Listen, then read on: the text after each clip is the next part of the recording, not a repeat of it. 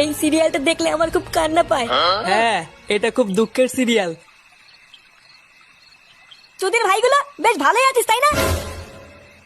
এ কি ফুটো, তুই এখন লেওরা এক হোমোচুদার জন্য আমার ঘুম উড়ে গেছে, আর তোরা এখানে বসে বসে সিরিয়াল দেখছিস? বাড়া তোর আবার এত রাতে কি হলো? এত খোঁচে আছিস কেন? লেওরা খান কিচ্ছে শালার জন্য আমার বাড়িতে টাকাই দায় হয়ে গেছে। চুদির ভাই হোমোচুদার বাল প্যান্ট খুলে দিচ্ছে, প্যান্টের ভিতরে হাত ঢুকিয়ে নাড়ি দিচ্ছে।